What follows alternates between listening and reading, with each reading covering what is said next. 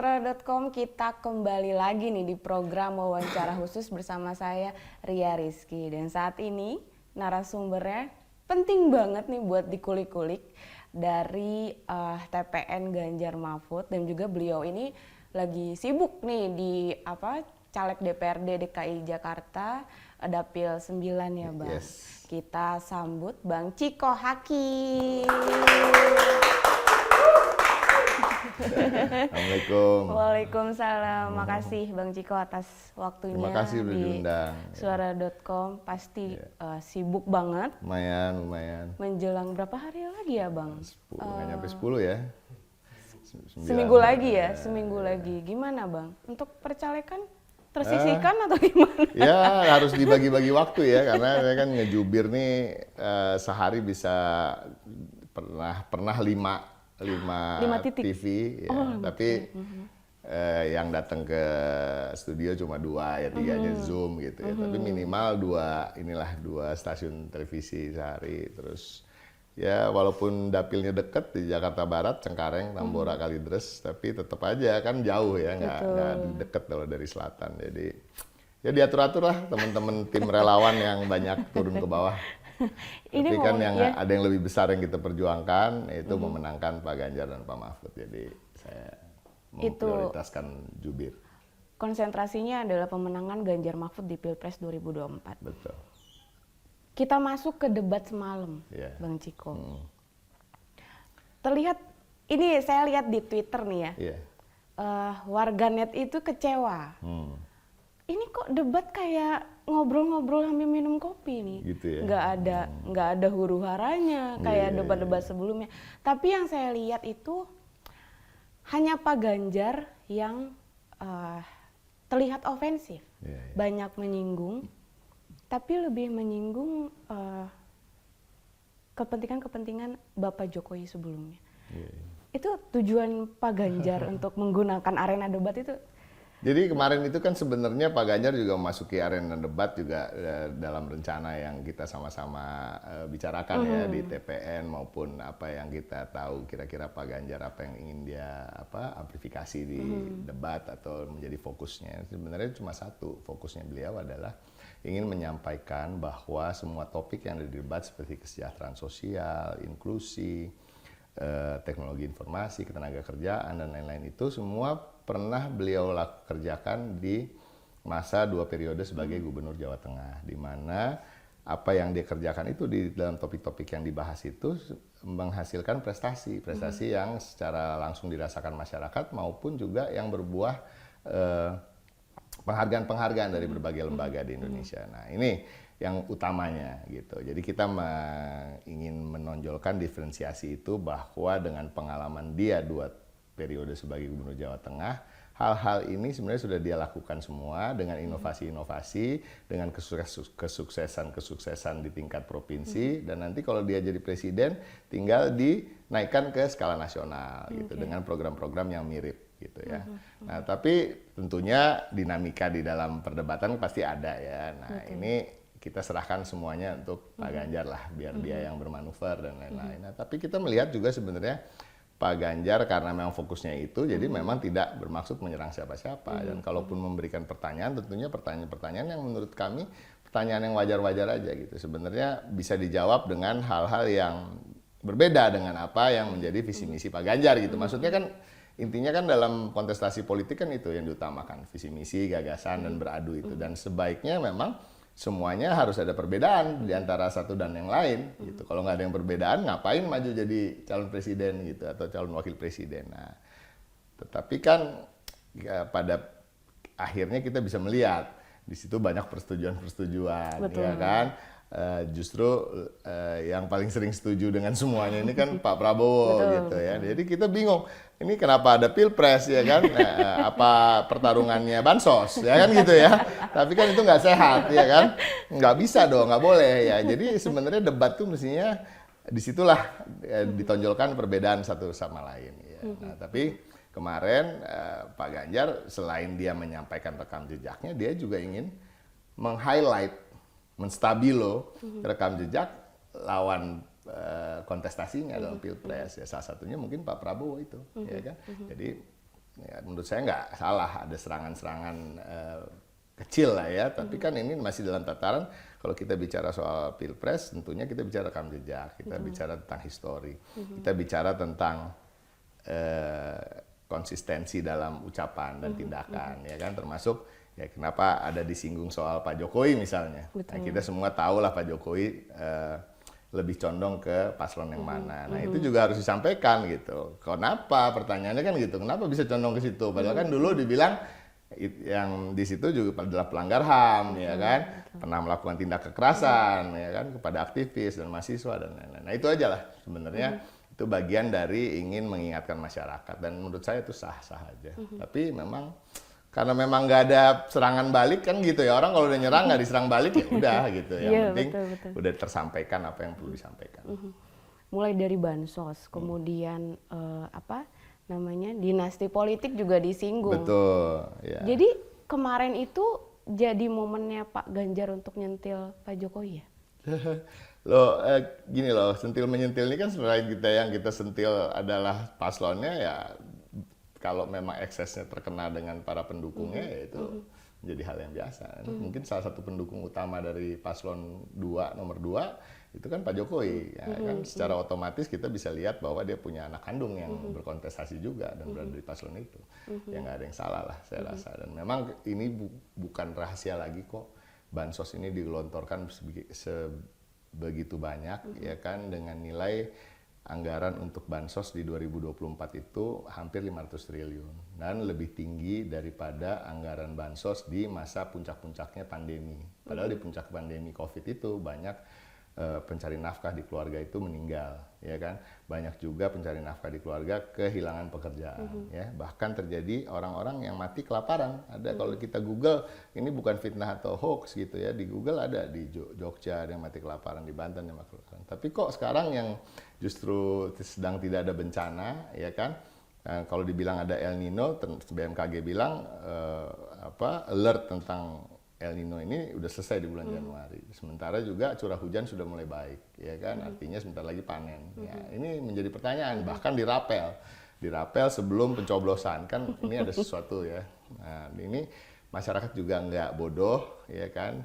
Ini kan masalah rasa, bukan masalah tapi secara undang-undang boleh dan lain-lain. Ini bukan masalah undang-undang, masalah pasal. Ini masalah rasa. Rasanya apa? Rasanya ada pihak-pihak yang berkuasa ingin memenangkan salah satu paslon menggunakan bansos yang sebenarnya adalah uang negara yang didapat dari hasil jeripayah masyarakat yang membayar pajak, kan gitu.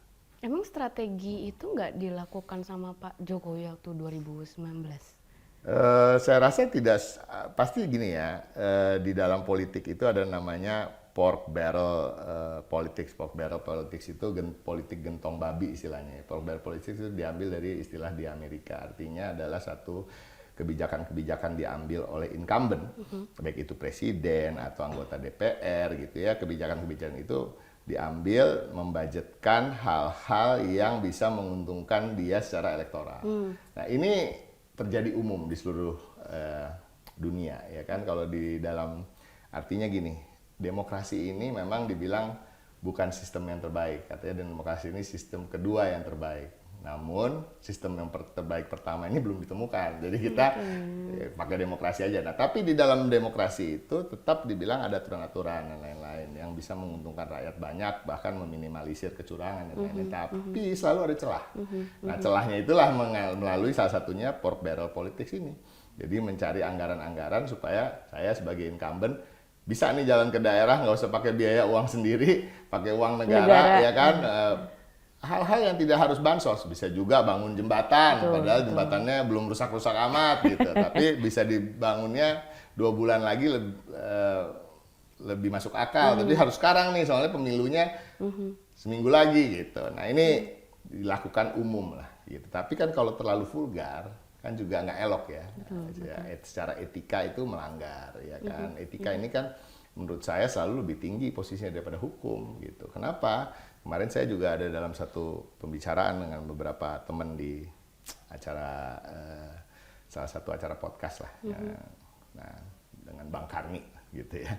Saya kan di situ kebanyakan lawyer kan kalau bicara soal pasal ini kan nggak ada pelanggaran kayak gini. Terus Saya bukan lawyer, jadi ketika saya punya kesempatan berbicara, saya bilang, saya ini bukan lawyer, saya menganggap diri saya orang baik aja. Orang baik yang tiap hari keluar rumah berniat berbuat baik, nggak mau niat buat jahat. Artinya apa? Sampai usia saya di umur 50 ini, alhamdulillah saya belum pernah berurusan sama hukum.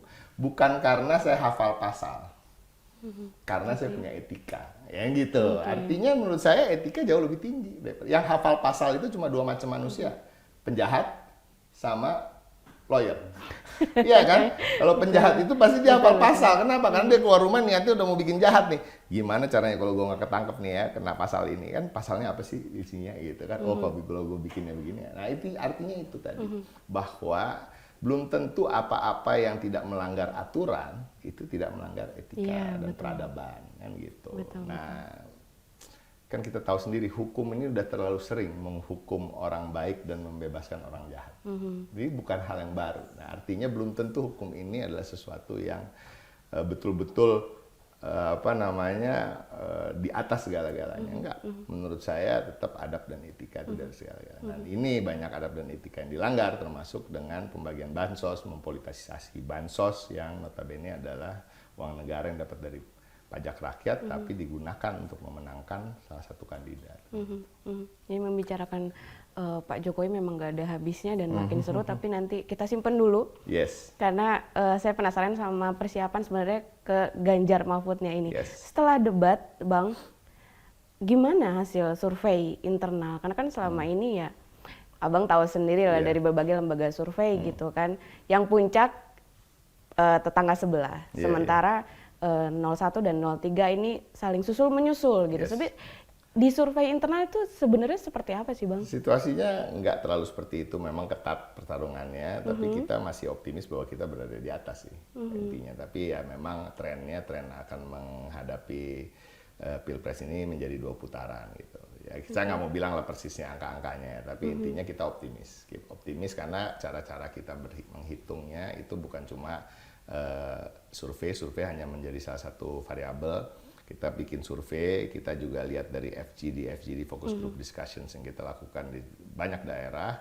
Kita juga menghitung berapa pintu yang udah pernah diketuk oleh relawan kita, caleg-caleg kita dari partai pendukung PDIP, Hanura, Perindo, dan P3 gitu. Dan juga bagaimana Pak Ganjar, Pak Mahfud, Bu Atikoh, Alam berkeliling kemana aja, dan itu kita mengukurnya dari situ. Salah satunya kenapa? Karena memang setelah kita ukur, kita paling banyak daripada turun ke masyarakat, baik itu relawannya, PDI Perjuangannya, Perindo, Hanura, P3-nya, caleg-calegnya, baik juga calon presiden, calon wakil presiden, dan para pendukung-pendukung utama seperti Mbak Yeni juga, Yeni Wahid dan lain-lain. Kita tuh lebih sering bertemu dengan masyarakat. Jadi agak aneh memang kalau ada survei-survei yang mengatakan, tetap menjadi acuan lah buat kita, menjadi catatan lah ya, tapi menurut kita itu tidak sama dengan apa hitungan-hitungan kita. Gitu. Tapi kan kita juga punya pengalaman, ada 16 lembaga survei, hasil surveinya memenangkan Prabowo Hatta di 2014. Ternyata Prabowo Hatta kalah, ya kan. Banyak juga, hampir mayoritas lembaga survei juga membuat Anies di urutan ketiga terus di Pilkada DKI gitu, di bawah Pak Ahok dan AHY gitu. Ternyata akhirnya yang menjadi pemenangnya Anies Baswedan kan gitu. Jadi ini dinamika survei itu kan bukan hal yang pasti, itu kan juga prediktif sifatnya gitu. Jadi kita lihat aja lah nanti, tinggal sebentar waktu lagi. Jadi kan masih ada masa kampanye juga. Terus Pak Ganjar dan Bu Atikoh juga sering ke kampanye ke Jawa Tengah nih. Benar. Ada apa di Jawa Tengah, Bang? Ada kandang banteng yang harus dipertahankan. Itu bukan rahasia lagi gitu ya. Itu ada mayoritas suara di Jawa Tengah itu selama ini memang didominasi oleh PDI Perjuangan gitu ya. Jawa Timur juga gitu. Artinya memang ya itu sesuatu hal yang biasa dalam politik, bahwa kita harus menjaga yang memang udah menjadi basis kita. Sama dengan kita kalau jadi caleg gitu. Caleg di dapil kita tuh dapilnya di rumah kita. Jangan sampai di TPS kita kalah dong. Itu yang nomor 1 ya kan, malu-maluin dong. Ya artinya kamu nggak disukain dong di kandang sendiri kan gitu. Itu juga harus dibuktikan. Dan seperti juga kebaikan kita melihat juga di pihak 02 kan juga begitu. bansosnya turunnya paling banyak ke situ. Iya, Ya Jawa kan? Tengah. Ya, jadi ya sama lah kita melihat juga di situ. Tapi pada prinsipnya memang dari tahun ke tahun memang PDI Perjuangan fokusnya di banyak daerah sebenarnya. Cuma kan memang pemilihnya memang banyak di Jawa ya, kalau Jawa secara keseluruhan. Kalau dilihat di hasil beberapa lembaga survei itu, Ganjar Mahfud ini disebutnya itu hanya unggul di Jawa Tengah. Betul. Lantas bagaimana kinerja dari TPN Ganjar Mahfud untuk di provinsi-provinsi lain? Kita masih unggul di Jawa Timur menurut hitungan kita, di Sumatera Tapi Utara itu juga di menurut hitungan kita. Jatim juga diklaim begitu. oleh Ya, 03, tapi, ya, 01 sorry. Iya, itu kan bisa aja dia klaim. Kita juga klaim begitu gitu. Tapi kalau bicara soal hitungan parpolnya, PDI Perjuangan masih di atas. Yang nomor 2-nya PKB gitu di situ. Jadi ini masih pertarungan yang cukup bebas lah ya. Tapi terakhir di hitungan kita Jawa Timur masih di kita. Nah, untuk di daerah lainnya itu tadi nggak ada strategi yang istimewa, nggak ada yang rahasia, sebenarnya cuma canvassing kan, bertemu rakyat langsung gitu kan. Kadang-kadang orang bilang, oh temuin kepala desanya dulu ya.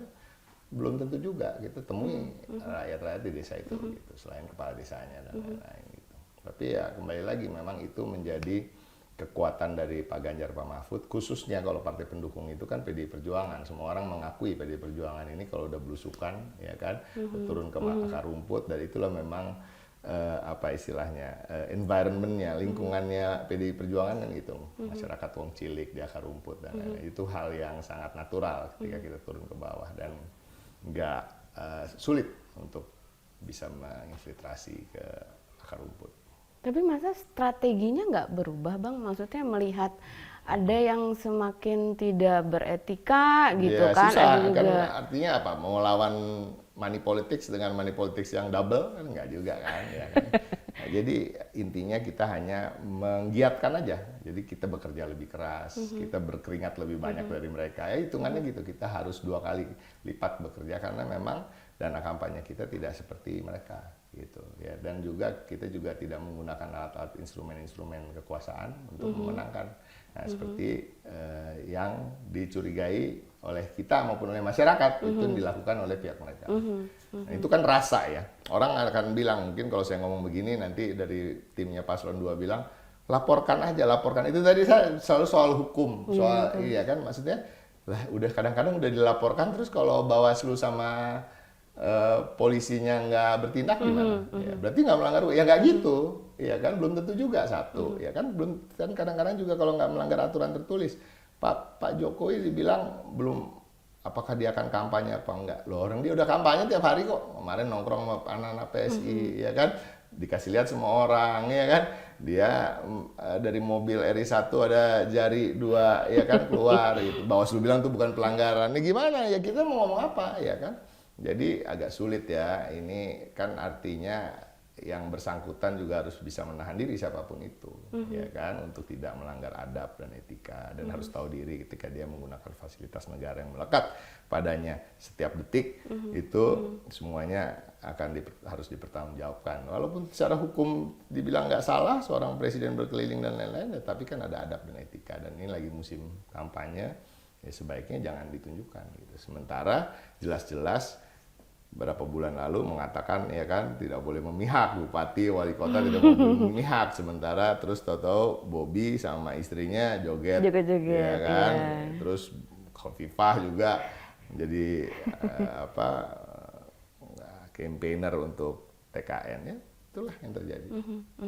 Berarti lawannya juga sekarang selain Paslon 02, Paslon 01 dan juga penguasa, dan itu bikin gerah Ibu Mega nggak sih? Ya, penasaran juga. Sebenarnya gini, pertanyaannya Bu Mega pasti gerah dong, kita pasti gerah semua ya kan, pasti nggak suka dengan situasi seperti ini. Tapi kan yang lebih penting apa masyarakat suka nggak juga, ya kan? Apakah orang-orang biasa juga melihat ini suatu hal yang biasa dan diperbolehkan secara adab dan moral? Tapi kan itu tadi, pastilah kita pasti marah dan gitu. Tapi gini, kembali lagi. Kadang-kadang emang harus marah untuk bisa lebih semangat, ya kan? Kan kalau adem ayem aja kan Di bawah juga kurang geraknya, kurang mantap. Nah, kan kita bisa lihat nih di Jawa Tengah mereka bergeliat ya kan, Pak Jokowi berkeliling ternyata dipadati oleh di jalan dipadati oleh manusia kerumunan orang yang mendukung Pak Ganjar ya gitu. Nah, kalau ada maya-maya kan itu nggak keluar tuh semangat-semangat itu. Ya, seperti Pak Ganjar kan pernah bilang ketika dia diwawancara dulu sama Najwa Shihab yang dia menjadi tim sesnya Pak Jokowi ya kan, ketika Banten itu kalau disenggol ya akan lebih mudah marah lah gitu kalau udah. Tapi sebenarnya di internal gimana sih Bang? Ini kan jadi pertanyaan juga buat masyarakat di rumah gitu. Ya kita mah sebagai penonton mah sebenarnya mah tahu Bang gitu, paham gitu kan. Ibarat kata kita lihat urusan rumah tangga selebritis mah kita paham gitu.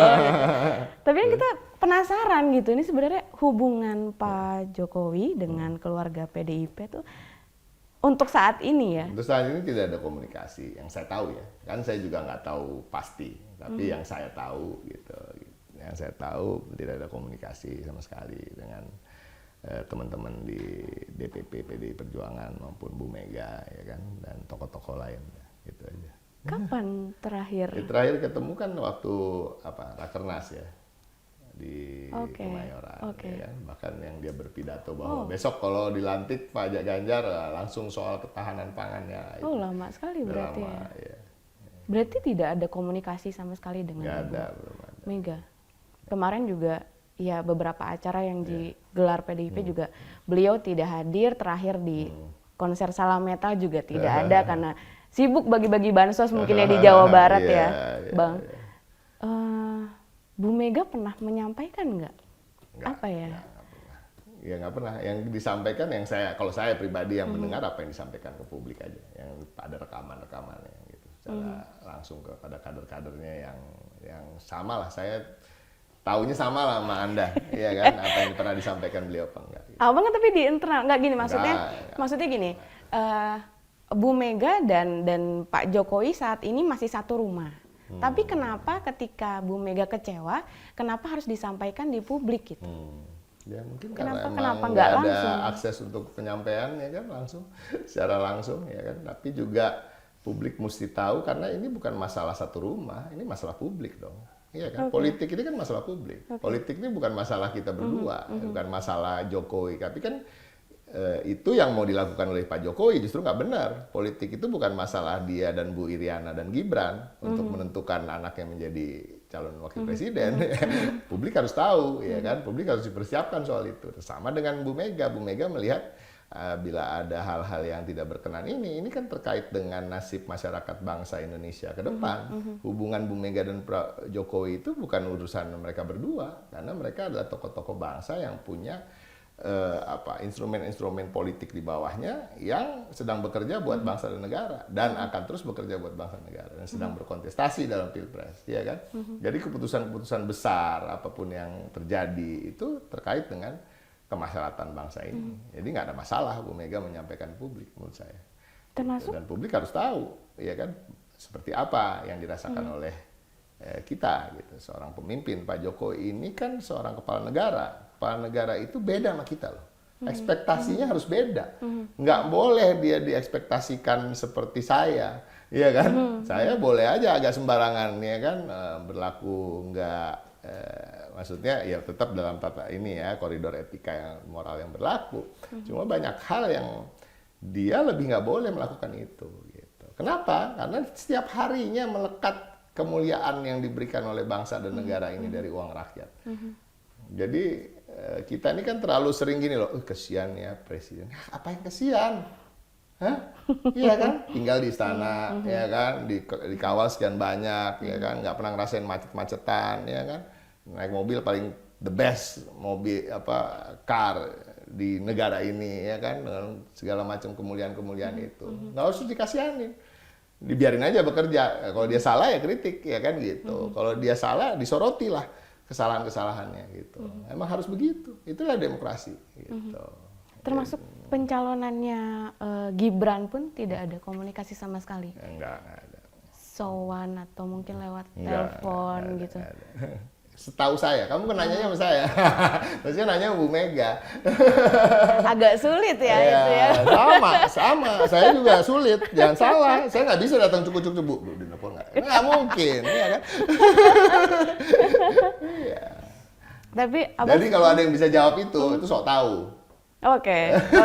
Bener. Kamu mau nanya sama 100 bener. orang yang kamu anggap Bener. dekat, dia bisa jawab itu sok tahu. Dan kedua, kok dia menceritakannya ke publik kan gitu, ya kan? Itu suatu hal yang sifatnya, ya, kalaupun tahu, gitu. Kalau saya beneran nggak tahu.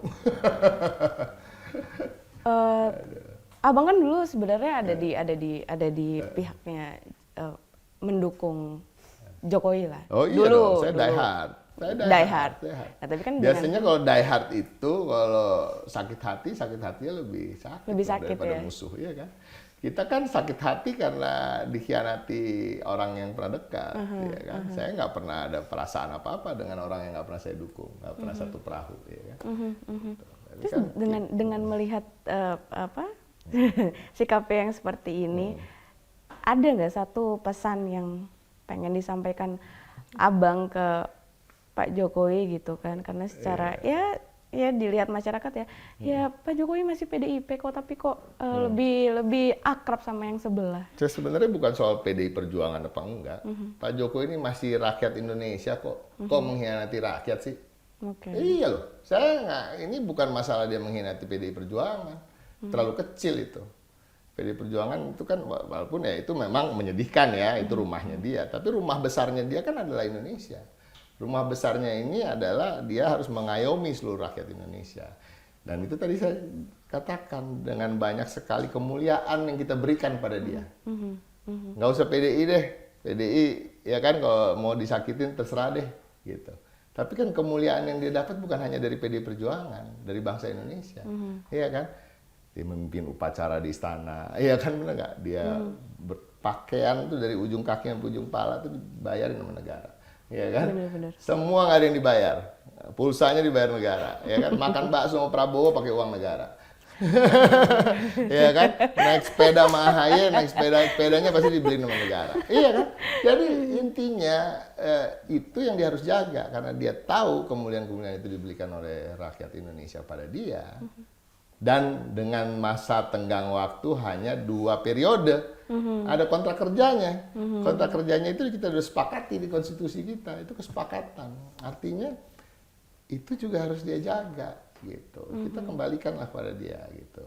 Masa sih nggak cukup 2 periode memimpin ya kan dengan baik gitu. Pertanyaan saya adalah, masa sih Anda mau legacy Anda diingat sebagai pemimpin yang ogah-ogahan turun sampai ada anak buahnya berusaha untuk mendapatkan 3 periode atau perpanjangan masa jabatan, kemudian gagal, kemudian habis gagal akhirnya mencalonkan anaknya yang belum cukup umur, dan akhirnya dengan cara mengubah undang-undang, kan itu.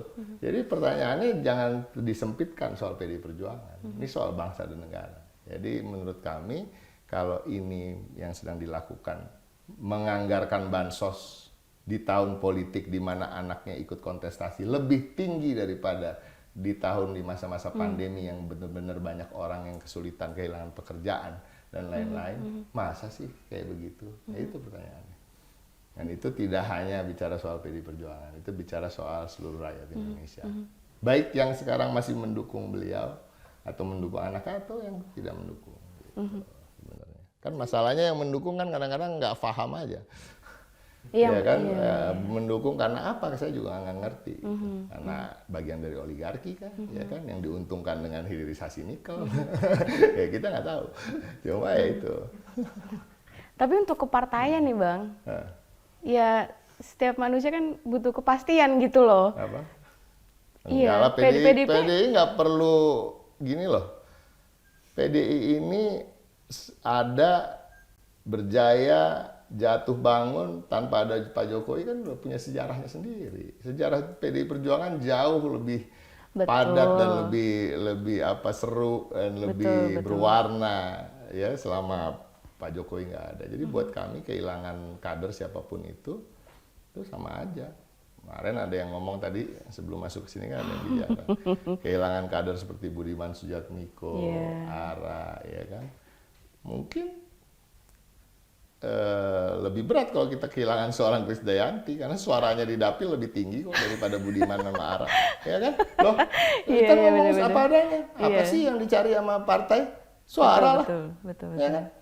Coba diadu hasil perolehan suaranya Krisdayanti sama Ara sama Budiman Sujatmiko banyakan mana? Ya kan? Kita iya. Bukan pinter-pinteran, kita nyari, ya kan, bukan retorika-retorika yang dicari partai supaya dia bisa bercokol, mempunyai kekuasaan, ya kan? Apa yang dihitung? Presentasi penghasil hasil dari suara pemilu. Ya kan? Ada Mas Bambang Pacul, ya kan? Suaranya juga luar biasa. Kalau di Jogja ada Bu Esti, gitu. Yang suaranya juga luar biasa. Yang saya yakin suaranya melebihi yang saya sebut tadi yang udah keluar. Tapi tegesin aja Bang. Apa tuh? Ini Pak Jokowi harus menyampaikankah saya mundur dari PDIP? Oh iya, menurut kami itu lebih elok ya, satu hal. Itu karena kita punya adab dan etika. Kita tetap menganggap seseorang yang duduk sebagai seorang presiden Republik Indonesia itu dalam tempat yang terhormat. Masa sih presiden kita pecat gitu? Nah, itu fair aja menurut saya. Nggak ada masalah, itu ada adabnya. Ya kan? Oke. Ya. Nanti mau dipus-pus sama orang, oh pecat dong, gila dipecat, masih presiden dipecat, itu orang Indonesia banget, kita nggak mau terpancing dengan hal-hal seperti itu. Karena kita punya aturan-aturan sendiri yang nggak bicara soal kadang-kadang ansih soal itu tadi, soal teks. Karena ada aturan-aturan lain dalam hidup ini. Kamu kan keluar rumah sebagai manusia yang mengatakan kamu manusia itu apa? Karena kamu taat hukum. Enggak lah, karena kamu punya adab dan etika. Iya, jadi ada juga dalam tataran-tataran tertentu adab dan etika itu harus juga dipikirkan. Secara teks mungkin dia sudah banyak pelanggaran dalam aturan-aturan dan ADRT partai, tapi kan ada adab dan etika. Dia seorang presiden, dia seorang kepala negara. Itu tadi kepala negara yang harusnya mengayomi semua. Kita masih menganggap dia sebagai pelanggar. Jadi artinya apa? Ya udah kita berikan kesempatan untuk silakan kalau mau mundur ya silakan, kalau nggak kita tunggu kan gitu. Tapi kalau dalam hari ini kita berbeda ya nggak apa-apa kan, masyarakat udah bisa melihat kita berbeda. Gitu. Kamu PDIP nggak ngerasa rugi? Apa? Untuk tadi yang saya katakan ada untung dan rugi pastilah. Siapapun yang keluar juga pasti ada kerugian yang kita alami. Tapi kan kembali lagi partai ini yang saya katakan tadi, kita juga pernah diserang kantor PDIP 27 Juli. Dibunuh kadernya, ya kan? Bu Mega pernah nggak boleh ngapa-ngapain pada Orde Baru, ya kan? Pernah 2 kali jadi oposisi zaman Pak SBY, ya kan? Nggak ada masalah. Ini bukan hal yang, kayaknya hebat banget, enggak, biasa-biasa aja. Bukan partai yang baru kemarin sore gitu, ya kan? Bu Mega juga, mana ada sih ketum parpol sekali berbu Mega di Indonesia? Artinya apa? Pengalaman yang begitu banyak, ya kan? Bukan usia aja loh. Pengalaman dan apa yang pernah dilalui buat dia. Jadi walaupun ini juga artinya ada kecewa di kita, tapi ya itu tadi tetap ini masih dalam hal yang suatu yang biasa di PDI Perjuangan, bukan tidak pernah mengalami hal seperti ini. Apakah Pak Jokowi bakalan mengalami hal yang sama dengan Pak SBY? Ya nggak tahu, tanya Bu Mega. Kan Bu Mega kan seperti itu kan kalau sudah tanya sakit Bu Mega. Yang gitu. tahu hanya Bu Mega kan. Kita nggak bisa, saya nggak mau nebak juga. Kita sama-sama, pengetahuan kita tentang itu sama. Betul kepo banget nih Bang sebenarnya. Iya. Saya juga agak kepo. Cuma kan nggak mungkin saya bilang tadi, Bu gimana ntar Bu Jokowi? Kan nggak mungkin, ya kan kamu tahu sendiri. Jadi ada pertanyaan-pertanyaan yang saya nggak bisa jawab. Tapi kan bisa jadi Bang, ini dibalik lagi ke soal Pilpres nih. Kalau misalkan terjadilah 2 putaran gitu, terus nanti Pak Jokowi tiba-tiba, ayo PDIP kita gabung deh gitu. Gimana? Yang bisa jawab cuma Bu Mega. Kalau dari Abang sendiri? Nggak bisa dong, dia jawab saya apa? Saya nggak punya posisi di PDI Perjuangan.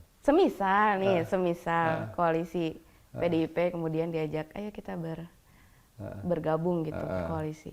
Mau nggak Bang? Kalau saya yang menentukan. Iya. Pendapat Abang deh. Gitu. Ya nggak tahu. Rasa-rasanya. Nggak tahu. Itu kan yang bisa menjawab pertanyaan itu hanya Bu Mega. Oke. Iya. Gitu. Kalau saya ditanya sekarang, saya nih, saya sih malas. Kenapa? Ya malas lah. Karena kan saya bilang dengan tadi maksudnya udah panjang ceritakan tentang segala macam, tiba-tiba oh oke gitu. Saya udah mau nangis cerita bahwa bansos lebih tinggi di 2024 dari 2021 untuk memenangkan. Saya masa terus tiba-tiba saya bilang, oke mau. Enggak. Ya kan nggak ada yang Saya tahu. punya prinsip. Enggak lah, kan semua orang tahu posisi saya. Gitu. Kan Pak Jokowi sama Pak Prabowo kan sempat rival, sekarang udah nyatu. Ya, itu kan mereka, kan nggak punya adab. Kan saya punya adab. Ya. Itu kan tadi, ya, ini kan menyambung semua. Ya, kan? Semua orang punya batasan-batasan moral. Jadi kan kadang-kadang orang bilang, ada yang bilang Pak Jokowi ini pinter ya, dia pemain catur ulung ya. Gitu ya, segala terkenalnya macam begitu. ya. Nah, menurut saya nggak gitu. Ada begini, ada hal-hal yang terpikir oleh dia, nggak terpikir oleh kamu dan saya. Kenapa? Karena kita nggak dibolehin sama orang tua kita ngomong hari ini A, besok B, dan besok lagi C. Benar nggak? Jadi ada batasan-batasan moral yang berbeda antara dia dan kita. Dan masyarakat pada umumnya. Iya kan? Ada batasan-batasan soal pengkhianatan yang kita nggak terpikir untuk melakukan. Ah malu dosa takut iya kan? Nah, orang kalau nggak ada batasan-batasan itu ya dia terpikir untuk melakukan hal yang luar biasa. Ya artinya sebenarnya bukan based on intelligence, itu bukan based on intelligence, itu based on a different moral values dengan orang pada umumnya. Itu aja. Ya kan? Yang saya katakan baru 2 bulan lalu bilang bupati wali kota nggak berpihak, terus Bobby sama istrinya joget-joget gemoy, ya kan? Termasuk dia tiba-tiba ngomong di depan pesawat TNI AU mengatakan bahwa presiden boleh berpihak, itu hak politik segala bla bla bla bla ya. Besoknya bawa Nah, poster kamu gede. kan nggak mungkin begitu, malu dong, ya kan? Ada malu kan? Ya. Artinya itu yang membedakan. Itu tuh bukan cerdas namanya, apa ya nggak tahu deh, silakan disebut sendiri apa namanya. Ya. Jadi itu yang membedakan kita dengan dia. Nah, ya itu tadi. Kalau misalnya nggak mungkin dengan kubu itu, kalau dengan kubu Amin gimana, Bang? Saya kan nggak bilang nggak mungkin. Kalau ditanya sekarang, nggak mungkin. Oh, Nggak mungkin tuh gini. Ini kan kamu nanya saya. Saya tidak merepresentasikan PDI Perjuangan. Iya, saya merepresentasikan Ciko Hakim. Walaupun nanti kalau PDI Perjuangan mempunyai sikap, saya tegak lurus pada sikap itu. okay. Cuma apakah dengan sepenuh hati dan setengah hati, ya kamu kan bisa nilai sendiri. Ya kan? Pastinya ya kayaknya setengah hati lah gitu ya. Kan di media sosial tuh rame lah, maksudnya banyak cocologi lah, termasuk ini kubu 1 sama 3 lagi bersatu gitu. Apa? Kubu 1 sama kubu 3 ini lagi bersatu buat ngelawan kubu Ya nggak mungkin 2. lah. Kalau sekarang sedang bersatu melawan itu nggak mungkin. Karena kan kita pingin yang jadi jadi presidennya Pak Ganjar. Kubu 1 maunya kan Pak Anies. Ya, enggak lah, itu salah. Cara berpikir itu salah. Ya, di putaran pertama ini ya pastinya kita maunya Pak Ganjar jadi presiden. Udah nggak bisa ditawar-tawar, ya kan? Dan saya yakin juga teman-teman di PKS, Nasdem juga pasti yang maunya Anies lah presiden gitu. Nah, kalau kelihatannya ada kesamaan dalam berbagai hal, ya itu mungkin karena sama-sama bukan kita yang bagi-bagi bansos pakai uang negara, ya kan itu. Ya, jadi ada kesamaan mungkin karena apa? Kita bukan pihak yang bisa menggerakkan aparat untuk tidak netral, kan gitu. Jadi ada ini penderitaan yang sama, kan gitu ya. Biasanya kan orang yang mengalami hal-hal yang sama itu kan bisa punya relate lah satu sama lain. Cuma itu lebih ke situ. Nah, masalahnya nanti pertanyaannya apakah koalisi di putaran kedua itu juga ya kita lihat nanti, kita bicarakan nanti. Cuma sekarang masih dalam tataran itu. Seperti hari ini kita tahu Mas Butet kata biasa dilaporkan ya kan, terus yang menyiapkan tim tim hukumnya itu dari pihak TPN maupun Timnas Amin ya kan? Dan itu menurut saya gini, orang kan akan melihat kok bisa gitu ya, loh itu bisa, kenapa ya saya bilang tadi ya, tadi kan saya katakan ada hal-hal yang lebih besar dari sekedar partisan, bangsa dan negara tadi. Ketika kamu tanyakan apa yang dilakukan Pak Jokowi ke PDIP, sebenarnya itu nggak terlalu penting. Apa yang dilakukan Pak Jokowi terhadap negara dan bangsa ini lebih penting. Termasuk itu yang dirasakan oleh mungkin Timnas Amin, walaupun dia tahu Mas Butet itu condong ke Pak Ganjar, tapi kan dia melihat ini ketidakadilan ini universal sifatnya. Iya kan, ketidakadilan itu bukan kalau tidak adil buat kubu kamu, artinya bukan tidak adil buat saya, enggak dong. Ya tidak adilan ini kan hal-hal universal. Nah, orang-orang yang punya adab dan etika yang bisa memahami itu, yang enggak akan selalu berpikir soal kelompoknya. Kubunya TPN Ganjar Mahfud ini merasa mendapatkan untung nggak dari hasil seseorang yang dianggapnya sudah tidak punya etika? Maksudnya? Ya pokoknya yang dilakukan ketidaknetralan dari TNI Polri, Iya. pembagian bansos, Iya. tentu riak-riak di grassroots itu sudah melihat lah Pak Jokowi melakukan itu. Merasa teruntung kan nggak? Ya kita melihat gini, justru itu tadi, makanya ada hasil survei yang berbeda di internal dengan yang di luar. Justru semakin kesini kita melihat masyarakat makin terbuka pikirannya, makin muak melihat keadaan ini gitu.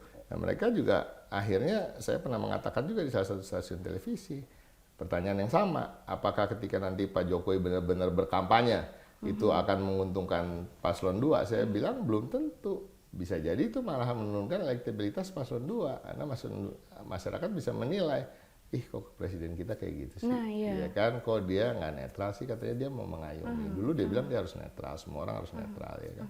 Ya itu. Jadi tapi itu kita nggak terlalu mengambil pusing, saya katakan, karena strategi kita tetap nggak berubah. Strategi kita untuk memenangkan Pilpres ini adalah turun ke akar rumput dan terus menginfiltrasi daerah-daerah yang belum terjangkau maupun sudah terjangkau, kita perkuat lagi, menurunkan juga Pak Ganjar, Pak Mahfud, buat Tiko Alam, Yeni Wahid, Pak Andika Perkasa dan lain-lain, orang-orang yang mempunyai basis-basis pendukung. Masih ingat kemarin kata Bu Mega yang marah-marah ke TNI Polri gitu. Tapi dibalas lagi tuh Bang sama 02 Pak Dudung. Pak Dudung bilang ya nggak apa-apa gitu maksudnya, tapi kenapa BIN nggak disebut katanya gitu. Nggak tahu, tanya Bu Mega. Ya kan, tanya Bu Mega ya kan. Maksudnya dari apa yang disampaikan oleh Ibu Mega tuh seolah kayak mental aja gitu sama 02. Ya iyalah, ya itu biasa lah. Ya kan pasti kan harus ada counternya. Namanya juga lawan. Baik, ini udah tinggal beberapa hari lagi.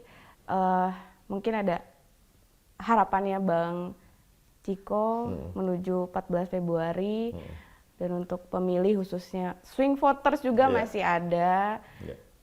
Gimana Bang? Harapannya adalah supaya kita betul-betul menentukan pilihan sesuai dengan hati nurani, ya kan.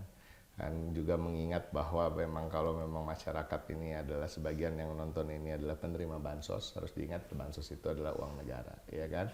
Dan bukan cuma dari kata-kata saya, itu kata-kata Menteri Keuangan juga Bu Sri Mulyani juga berulang kali mengingatkan itu.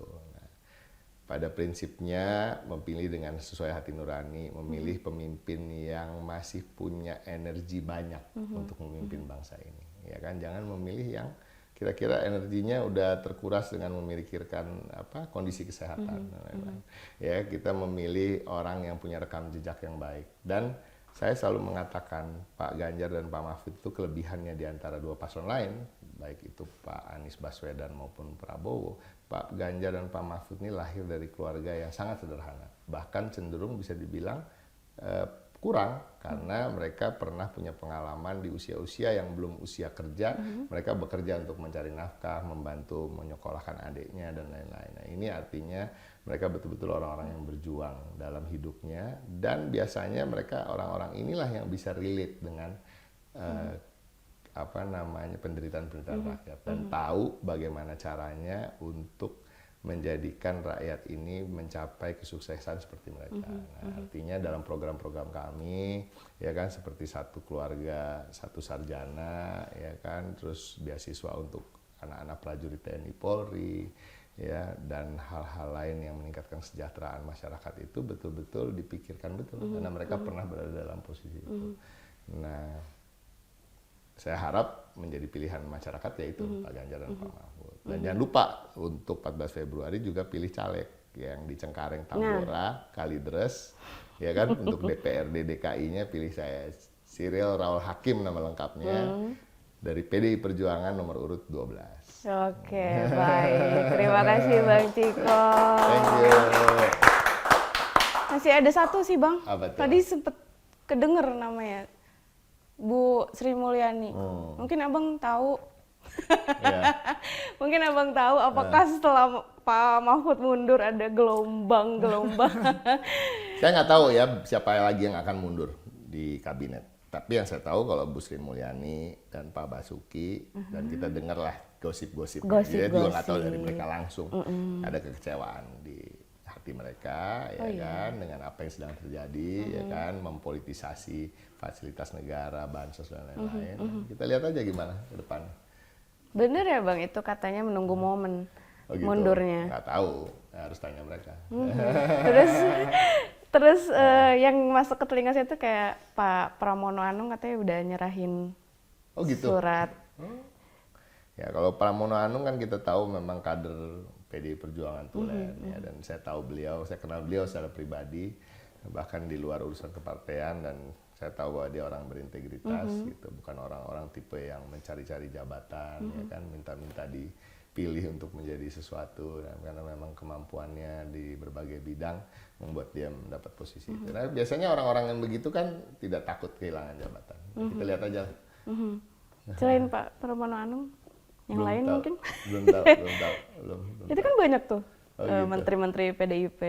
Ya, Nunggu momen ya Bang? Selain nunggu momen ya mungkin memang ada pekerjaan-pekerjaan yang belum selesai ya kan. Kenapa juga kayak Pak Mahfud kan ditanya, kenapa baru sekarang? Banyak hal yang harus diselesaikan, karena kita juga punya tanggung jawab pada negara. Tetapi, kalaupun sampai ada yang meninggalkan pekerjaannya di kabinet, itu bukan berarti tidak memikirkan negara. Karena Pilpres ini, pemilu adalah juga bagian dan ikut berperan aktif dalam pemilu sebagai kandidat atau sebagai pendukung, itu juga termasuk ikut memberikan sumbangsi untuk kebaikan bangsa dan negara ke depan.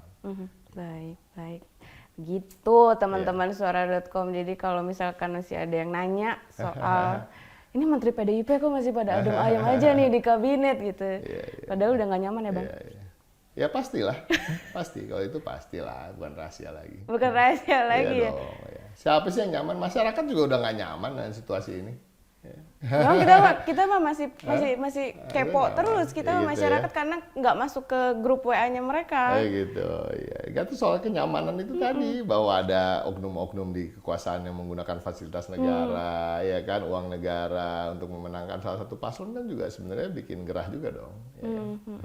Tapi kalau tetap kerja, tetap profesional sebagai menteri ya. Tapi memang pasti dong, kalau hati, kalau hati. Ya. Oke, gitu. Jadi gitu teman-teman suara.com, program wawancara khusus Ria dengan Bang Chiko Hakim.